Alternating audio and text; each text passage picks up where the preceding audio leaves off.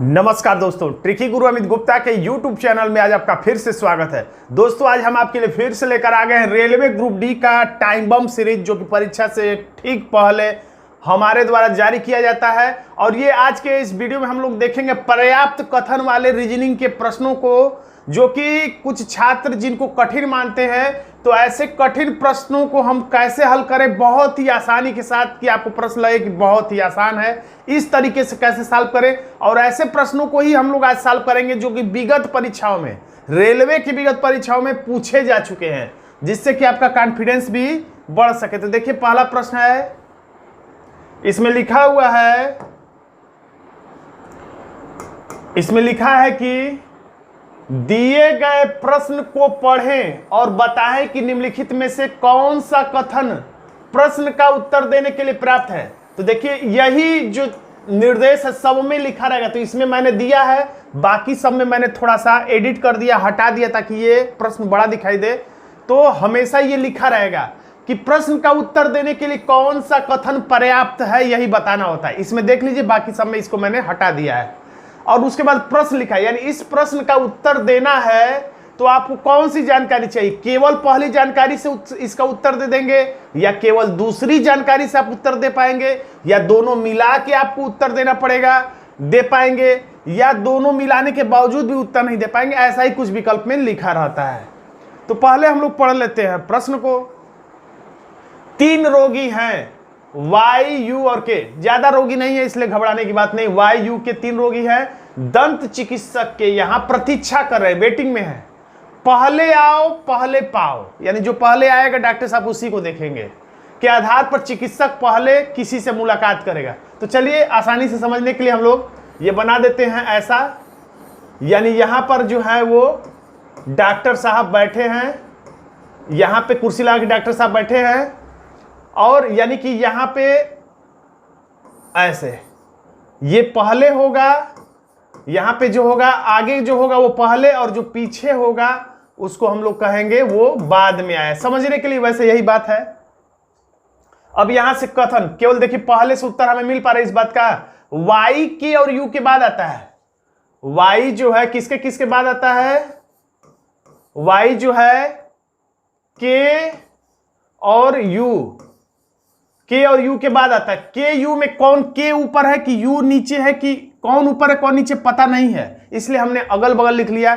जो जानकारी अस्पष्ट ना हो उसे अस्पष्ट तरीके से ही लिखा जाता है। तो बस इतना ही पता चल, के जो वाई जो है के और यू के बाद आता है। तो देखिए वाई जो है के और यू के बाद आता है, यानी पीछे से आया है। के और यू आगे आगे हैं, डॉक्टर साहब से मिलेंगे, लेकिन यानी इससे ये पता चल गया कि पूछ रहा है कि चिकित्सक सबसे पहले किससे मुलाकात करेगा। तो इतना तो कंफर्म हो गया कि वाई से तो कभी मुलाकात नहीं करेगा, या तो वो के से मुलाकात करेगा या यू से। यानी केवल पहला कथन अगर सुना जाए तो हम ये नहीं बता पाएंगे सबसे पहले मुलाकात कौन करेगा, लेकिन इतना तो जरूर बता देंगे कि वाई सबसे पहले मुलाकात नहीं करेगा, और ये भी बता देंगे कि के और यू में से ही कोई ना कोई पहले मुलाकात करेगा। यानी इतना कंफर्म हो गया कि केवल कथन एक पर्याप्त है, ये वाला तो निष्कर्ष कभी नहीं होगा। अब केवल दूसरा पर्याप्त है कि नहीं ये देख लेते हैं। ये वाला के यू से पहले आता है, तो यहां एक ट्रिक समझ लीजिए, इसमें बस लिखा के जो है यू से पहले आता है। तो देखिए बात है 3 लोगों की, और जानकारी इसमें केवल 2 लोगों की दे रहा है, इसमें तीनों की जानकारी दे रहा है, लेकिन अस्पष्ट तरीके से दे रहा है। तो कभी भी ऐसा हो जैसे 5 लोग हो, एक कथन में 2 लोगों की जानकारी दे, एक कथन में 3 लोगों की जानकारी दे, तो इतना कंफर्म है कि अकेले अकेले कोई भी कथन उत्तर नहीं दे पाएगा। तो अब इसमें करा कि के जो है यू से पहले आया, तो अब पता चल गया के जो है यू से पहले आया है। अब ये भी पता चल गया, यानी यू ही को डॉक्टर साहब पहले देखेंगे। यानी कि जब दोनों कथन मिला दे रहे हैं हम लोग, तब हम लोग उत्तर दे पा रहे हैं। तो 1 और 2 कथन दोनों साथ साथ पर्याप्त है। हमारा आंसर हो जाएगा विकल्प डी। बहुत आसान प्रश्न है, समझाने में मुझे समय लग रहा है, लेकिन आपको हल करने में समय बिल्कुल नहीं लगेगा। अगला प्रश्न है,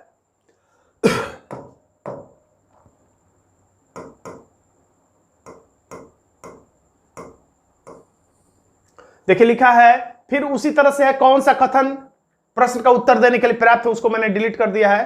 तो अब कह रहा है प्रश्न क्या है इसका, MO और P में सबसे छोटा कौन है। तो तीन ही लोग हैं, इन तीनों में सबसे छोटा कौन है। तो अगर देखिए एक कथन में अगर केवल MO की जानकारी दे और एक कथन में केवल P की जानकारी दे, तो इतना तो कंफर्म है कि अकेले अकेले कोई उत्तर नहीं दे पाएंगे। तो देखिए इसमें लिखा M और P की जानकारी, तो इतना M और P ही की जानकारी दे रहा है और एक लोगों के बारे में यानी O के बारे में कुछ बोल ही नहीं रहा है। O के बारे में पहले वाले कथन में M, देखिए तीन लोग हैं, इसमें केवल M और P के बारे में बोल रहा है, M और P के बारे में, O के बारे में कुछ बोल ही नहीं रहा है। तो इतना तो कंफर्म है कि ये जो कथन राम है ये अकेले उत्तर नहीं दे पाएंगे, और इसमें ये वाला अकेले दे पाएगा तो इसमें O और P की जानकारी दे रहा है, इसमें M को छोड़ दिया है तो ये भी अकेले उत्तर नहीं दे पाएंगे। तो वो वाला विकल्प काट दीजिएगा जिसमें लिखा रहता है कि केवल कथन एक अकेले उत्तर दे पाएगा या कथन दो अकेले उत्तर दे पाएगा, तो ऐसा नहीं होगा। यानी मोटा मोटी ट्रिक की तरह ये समझ लीजिए कि अगर चार लोग हैं, एक कथन में दो लोगों की जानकारी, अगले कथन में दो लोगों की अलग लोगों की जानकारी देता है, तो इसका मतलब अकेले अकेले वो दोनों उत्तर देने में समर्थ नहीं हो पाएंगे। खैर हम लोग चित्र बनाते हैं, सबसे छोटा बड़ा की बात है इसलिए हम लोग एक लंबी लाइन खींच लेते हैं। जो ऊपर रहेगा वो बड़ा लिखते हैं हम लोग, बड़े को ऊपर लिखते हैं, और जो छोटा रहेगा उसको उससे नीचे लिखते हैं। कॉमन सी बात है, हाइट वाला ही प्रश्न ऐसी तरह हल किए जाते हैं। M P से छोटा है, M जो है किससे छोटा है, P से। देखिए M P से छोटा है इसलिए M को P से नीचे लिख दिया मैंने। तो क्या इतने से उत्तर हम लोग दे पाएंगे कि सबसे छोटा कौन है। M को बता देंगे क्योंकि अभी तो पता ही नहीं कि O ऊपर रहेगा कि नीचे रहेगा, हो सकता है O सबसे छोटा हो, यानी ये अकेले उत्तर नहीं दे पाएगा, यानी कि ये वाला गलत हो गया। O P से लंबा, अगर केवल इतना ही अगर हम लोग बनाए O P से लंबा है तो क्या इतने से पता चल जाएगा सबसे छोटा कौन है। हो सकता है कि जो M बचा वही सबसे छोटा हो, तो केवल इतने से भी नहीं पता चल पाएगा, यानी कि कथन दूसरा वाला कथन भी अकेले उत्तर देने के लिए पर्याप्त है, ये वाला भी विकल्प नहीं होगा, जैसा कि मैं ट्रिक के माध्यम से आपको बता रहा था। अब इसी में इसको हम लोग जोड़ते हैं, O P से लंबा है, O जो है P से लंबा है। अब पता चल गया कि सबसे छोटा कौन है, तो M है। वैसे यहां पर उत्तर नहीं पूछ रहा है कौन सबसे छोटा है, लेकिन बस इतना ही बताना है कि सबसे छोटा कौन है ये किस कथन के माध्यम से। तो दोनों ही कथन के दोनों एक और दो दोनों कथन साथ साथ पर्याप्त है, अकेले उत्तर नहीं दे पाएंगे, दोनों मिलाकर उत्तर दे पाएंगे, इसलिए हमारा आंसर हो जाता है विकल्प सी। एक और प्रश्न देखिए सारे प्रश्न देखिए रेलवे ग्रुप डी 2018 की परीक्षा में पूछा गया है।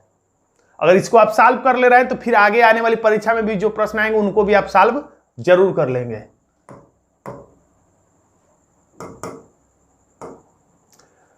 देखिए फिर उसी तरह से इसके ऊपर लिखा था निर्देश में कि कौन सा कथन प्रश्न का उत्तर देने के लिए पर्याप्त है। तो ABCDEFG AC, ABCD नहीं, ACFG और I उनकी ऊंचाई के अवरोही क्रम में क्रमानुसार खड़े, बीच में कौन होगा। तो कितने लोग हैं, लिखा ही है कितने लोग हैं, 1 2 3 4 5 लोग हैं। तो देखिए 1 2 3 4 5 लोग अगर खड़े हों तो कह रहा है कि अवरोही क्रम, तो अवरोही क्रम में रहे चाहे आरोही क्रम में रहे। जब 5 लोग हैं तो बीच में बताने का मतलब यह हो गया कि घटते क्रम में बताएंगे तो भी यही और बढ़ते क्रम में भी बताएंगे तो भी इसकी कंडीशन जो है नहीं बदलने वाली है, इसलिए आरोही या अवरोही का यहां पर अंतर नहीं पड़ेगा क्योंकि बीच वाला लोकेशन पूछ रहा है। क्योंकि जैसे अगर इसी तरह देख लीजिए, अगर 3 लोग बैठे A B और C को हम इधर भी कर दें और A को इधर भी कर दें तो B की स्थिति पे कोई असर नहीं पड़ेगा। तो ऐसा ही इस प्रश्न में है, तो आरोही अवरोही से ज्यादा कंफ्यूज होने की जरूरत नहीं है। चलिए खैर हम लोग बनाते हैं, फिर से ऐसे ही बना के कह रहा कि A सबसे लंबा है, तो A को सबसे ऊपर लिख के अगर गोले में घेर दिया है तो इसका मतलब इससे ऊपर किसी को नहीं लिखेंगे। और C A के बगल में है, और C जो है A के बगल में है, तो बगल का मतलब इधर भी होता है इधर भी होता है। यानी अगर कोई व्यक्ति इस तरह से खड़ा है तो इसके ऊपर भी बगल कहलाएगा, नीचे भी बगल कहलाएगा, लेकिन A सबसे ऊपर है इसलिए ये वाला बगल वाला जगह है जो वो नहीं बैठ सकता है, तो मजबूरी है कि ठीक इसके सटे हुए नीचे C रहेगा। तो क्या इतने से उत्तर हम लोग दे लेंगे कि बीच में कौन खड़ा है, नहीं दे पाएंगे। और नीचे वाले में I और F की बस बात कर रहा है तो भी केवल 2 लोगों की जानकारी दे रहा है, ये भी अकेले उत्तर नहीं दे पाएगा, यानी ये पर्याप्त है, अकेले 2 पर्याप्त है वाला ये वाला निष्कर्ष, ये वाला आंसर कभी नहीं होगा। अब कह रहा है कि I सबसे छोटा है, तो I सबसे नीचे लिख दीजिए, गोले में गिर दीजिए, इसके नीचे कोई नहीं आएगा। एफ आई के आगे खड़ा है, तो एफ आई के आगे खड़ा है, ऊपर के नीचे, ये कंफर्म नहीं है। एफ यहां भी हो सकता था, ये भी आगे कहलाएगा, ये भी आगे कहलाएगा, लेकिन ये पता है कि आई सबसे नीचे, इसलिए यहां वाला एफ नहीं रहेगा, यानी यहीं पे सटे हुए ठीक इसे एफ रहेगा।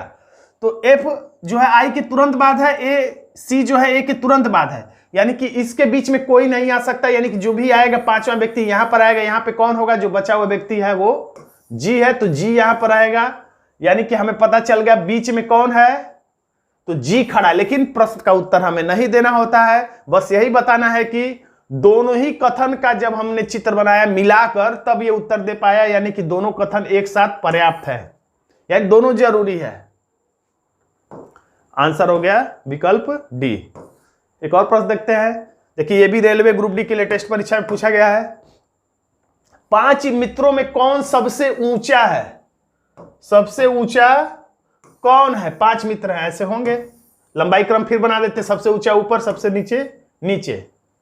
दीपा बीड़ा और चित्रा की तुलना में ऊंची है। शुरू में जो रहता है उसी के लिए बात कही जाती है।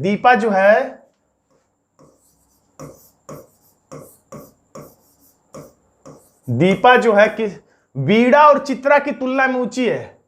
बीड़ा और चित्रा, देखिए यहां पर कुछ लोग क्या करते हैं, बीड़ा और चित्रा से ऊपर है तो बीड़ा को ऊपर चित्रा से, या चित्रा को बीड़ा से ऊपर, यानी अगल बगल चित्रा को लिख देते हैं, बीड़ा चित्रा या चित्रा बीड़ा ऐसे लिख देते हैं नीचे ऊपर।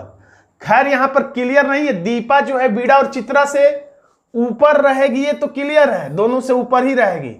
लेकिन बीड़ा और चित्रा में कौन ऊपर रहेगा कौन नीचे रहेगा, ये क्लियर जब तक ना हो तब तक नहीं लिखना चाहिए आपको, अगल बगल लिख दिया करिए। तो क्या इतने से आपको पता चल जाएगा सबसे ऊंचा कौन है? अगर कहेंगे दीपा सबसे ऊंचा है तो ये भी कहने वाला कह सकता है कि अभी इसमें कौन बचा हुआ है? 5 मित्र हैं और 3 ही लोगों का जिक्र है, तो जो 2 लोग बचे हैं वो भी तो हो सकते हैं सबसे बड़े में यहां पर, यानी कि केवल ये अकेले उत्तर नहीं दे पाएगा। जैसा कि मैंने बताया था कि 4 लोग रहे, 5 लोग रहे, एक में 1-2 लोगों की जानकारी, अगले वाले कथन में 1-2 लोगों की जानकारी दे, तो इतना कंफर्म है कि अकेले अकेले तो उत्तर वो लोग नहीं दे पाएंगे। ये डाटा पर्याप्त, ये गलत हो जाएगा। अब देखते हैं हम लोग अगला, दूसरा मिलने के बाद उत्तर दे पा रहा है कि नहीं। प्रणवी अरबी से छोटी है। प्रणवी जो है अरबी से छोटी है, तो प्रणवी अरबी, इसमें से कोई नाम ऊपर मौजूद नहीं इसलिए नहीं बन पाएगा, लेकिन यही प्रणवी, लेकिन का मतलब पहला नाम, लेकिन का मतलब यहीं पे प्रणवी लिख के चाहे तो आप कामा करके आगे पढ़ सकते हैं। प्रणवी दीपा से ऊंची है। प्रणवी जो है दीपा से ऊंची है। अब पहली लाइन जुड़ जाएगी, प्रणवी अरबी से छोटी है। प्रणवी जो है अरबी से छोटी है, अरबी से छोटी है। अगर नहीं समझ में आ रहा तो एक और तरीका है, इसको अलग से बना लीजिए, इस वाली लाइन को देखिए। प्रणवी जो है, प्रणवी अरबी से छोटी है, देखिए समझ लीजिए आराम से, प्रणवी अरबी से छोटी हो गई। अब लेकिन का मतलब पहला नाम, लेकिन का मतलब यही प्रणवी, यहां पे काट के लिख भी सकते हैं लेकिन को, यही प्रणवी दीपा से ऊंची है, यही प्रणवी दीपा से ऊंची है। तो देखिए कहानी इसकी चल रही है, प्रणवी इसकी कहानी चले, मैंने टिक कर दी, जिसकी कहानी चलता रहा है, जो करता रहा है, जैसे इसमें प्रणवी करता है तो इसको टिक कर दीजिए। यही प्रणवी अरबी से छोटी है, लेकिन यही प्रणवी दीपा से लंबी है। अब इसको इसमें कहां फिट कर सकते हैं? तो स्पष्ट दिख रहा है, दीपा से ऊपर प्रणवी और प्रणवी से ऊपर अरबी को बनाया। तो दीपा यहां पर है, तो दीपा से ऊपर प्रणवी और प्रणवी से ऊपर अरबी हम लोग बना देंगे। अब दोनों मिलने के बाद आराम से 5 लोग होगा, 1 2 3 4 5। अब इन दोनों में कौन नीचे होगा ऊपर होगा भले ही क्लियर नहीं है, लेकिन इतना कंफर्म है कि इसमें कोई कंफ्यूजन नहीं है कि अरबी सबसे ऊपर होगी, क्योंकि दीपा के नीचे ही रहना है वीणा को और चित्रा को। तो इसका मतलब सबसे ऊंची अरबी है, ये पता चल गया। और कैसे पता चला? जब कथन 1 और 2 दोनों डेटा एक साथ आवश्यक है, यानी यही वाला निष्कर्ष सही है। हमारा आंसर हो जाएगा विकल्प डी। एक और प्रश्न देखते हैं। आप चाहें तो वीडियो को रोक के खुद से उत्तर देने का प्रयास करिए। मृदुला के पास 4 अलमारियां हैं, कोई दिक्कत नहीं, 4 अलमारियां हैं, 1 2 3 4 अलमारियां, यही अलमारियां हैं और 24 पुस्तकें, यानी इनमें कुल मिलाकर कितने पुस्तकें हैं? 24 पुस्तकें हैं। मान लेते टोटल मिला के इनके पास 24 पुस्तकें हैं। ये अलमारियां हैं, डार्क कर दें हम इसे, कोई कलर दिख जाए, बराबर 24 पुस्तकें हैं। वह कुछ पुस्तकों को व्यवस्थित करना चाहती है, पहली शेल्फ में कितनी पुस्तकें रखी जा सकती हैं? यानी पूछ रही है कि इसमें प्रश्नवाचक चिन्ह, इसमें ये पहली शेल्फ अलमारी है, ये दूसरी अलमारी, ये तीसरी और ये चौथी, तो पहली में कितनी पुस्तकें रखी जाएंगी, यही प्रश्न है। और इस प्रश्न का जवाब देने के लिए क्या पहला कथन पर्याप्त है या केवल दूसरा या तीसरा, या कैसे है, जो विकल्प के हिसाब से हम लोग देखेंगे। तो पहला कथन का हम लोग चेक करते हैं। शेल्फ 1 में शेल्फ 2 की अपेक्षा दोगुनी पुस्तकें हैं। शेल्फ 1 में कितनी पुस्तकें हैं? तो 2 की अपेक्षा गुणे 2, यानी शेल्फ 1 में कितनी पुस्तकें हैं? देखिए ये शेल्फ 1 है, 1 में कितनी पुस्तकें हैं? तो 2 में जितनी पुस्तकें हैं उसकी दुगुनी पुस्तकें शेल्फ 1 में हैं।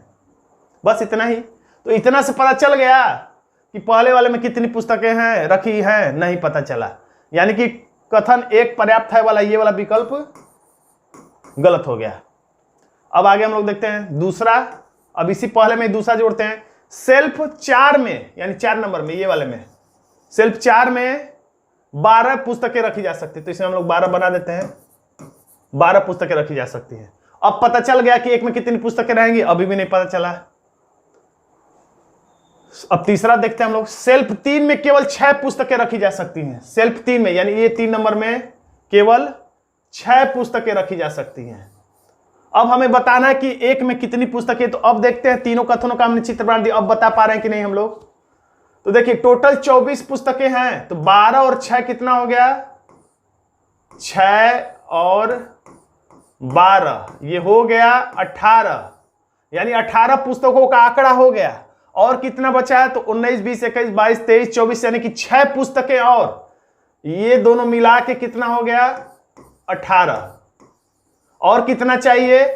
6 चाहिए, ताकि 24 हो जाए। तो इसमें इस वाले में इसके अपेक्षा दुगुनी पुस्तकें रहती हैं। तो अगर इसमें 2 पुस्तक होगी तो इसमें 4 होगी, क्योंकि इसमें इसकी दुगुनी रहती है। तो 4 और 2 6 हो जाएगा, या 2 या 4 6 हो जाएगा। यानी कि अब टोटल कितना हो गया, आप जोड़ के देख सकते हैं। 4 2 6, 18 6 24 हो गया। यानी कुल मिला के हमें पता चल गया कि पहली वाली अलमारी में 4 पुस्तकें रखी जाएगी। खैर हमें बताना नहीं कितनी पुस्तकें, लेकिन इसके माध्यम से हम लोग कह सकते हैं पहला, दूसरा, तीसरा, इसमें से कोई भी जानकारी हटा देंगे, 6 पुस्तकों वाला भी या 12 पुस्तकों वाला भी, तो हम इसका उत्तर नहीं दे पाएंगे। इसलिए हमारा आंसर कौन सा सही होगा? न तो 9 वाला नहीं, केवल 2, 1 2 और 3 सभी एक साथ पर्याप्त है, यानी हमारा आंसर हो जाएगा विकल्प बी। तो दोस्तों आज का ये छोटा सा वीडियो आपको कैसा लगा कमेंट बॉक्स में जरूर लिखिएगा। वीडियो अच्छा लगा तो वीडियो को लाइक कर दीजिएगा, इसे अपने दोस्तों में शेयर कर दीजिएगा। चैनल पर नया है तो चैनल को सब्सक्राइब कर लीजिएगा अगर आप रेलवे ग्रुप डी की तैयारी करते हैं। धन्यवाद दोस्तों।